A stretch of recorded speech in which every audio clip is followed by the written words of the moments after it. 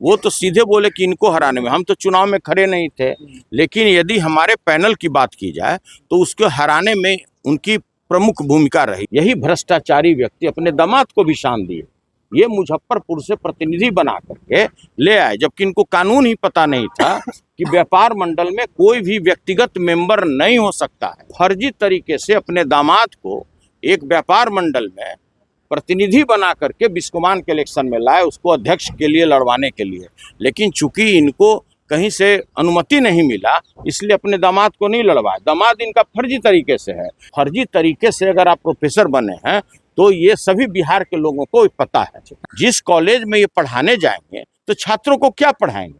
भ्रष्टाचार की पढ़ाई पढ़ाएंगे कि भाई किस तरह से अरबों रुपया कमाया जा सकता है, ये बताएंगे कि कैसे रुद्राभिषेक करके किसी को खुश किया जा सकता है, यही ना पढ़ाएंगे। और यही ना पढ़ाएंगे कि किस तरह से बात बात में जैसे लोग अपना शर्ट और पैंट बदलता है, उसी तरह से कैसे पार्टी बदला जाता है, यही ना लड़कों को सिखाएंगे। इससे ज्यादा और क्या सिखाएंगे? नमस्कार, अब बोले भारत देखने में हूँ आपके साथ कमलेश से। देखिए, चुनाव में जो घटनाक्रम देखने को मिली और एनडीए को जो सीट आया उस पर एक बार फिर से बवाल देखने को मिला। मंत्री अशोक चौधरी ने जो बातें कही, जब सवाल पूछा गया आरजेडी एमएलसी सुनील सिंह से, तो देखिए अशोक चौधरी पर खूब भड़क गए हैं।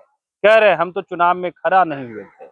लेकिन अशोक चौधरी ने तो सीधे कहा ना, सरकारी तंत्र का प्रयोग करके हराया गया है, हमारे पैनल को हराया गया। क्या कुछ कहते हुए नजर आ रहे हैं आरजेडी एमएलसी सुनील सिंह, छोड़े जाते हैं उनके पूरे बयान के साथ। सभी नेताओं के संपर्क में हैं, जो भी हमारे गठबंधन के पार्टी लोग हैं, सभी से वो लगातार इस मामले में संपर्क में है।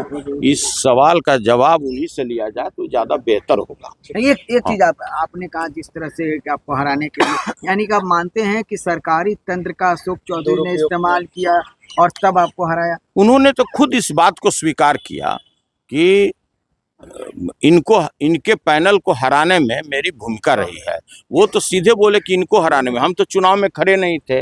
लेकिन यदि हमारे पैनल की बात की जाए तो उसको हराने में उनकी प्रमुख भूमिका रही, वो बता रहे हैं। लेकिन ऐसी बात नहीं है। पूरे देश के लोग जानते हैं कि इसमें भारत के जो सहकारिता मंत्री हैं और हमारे बिहार के जो माननीय मुख्यमंत्री जी हैं, उनके प्रयास से ना बाकी इनमें क्या दम है।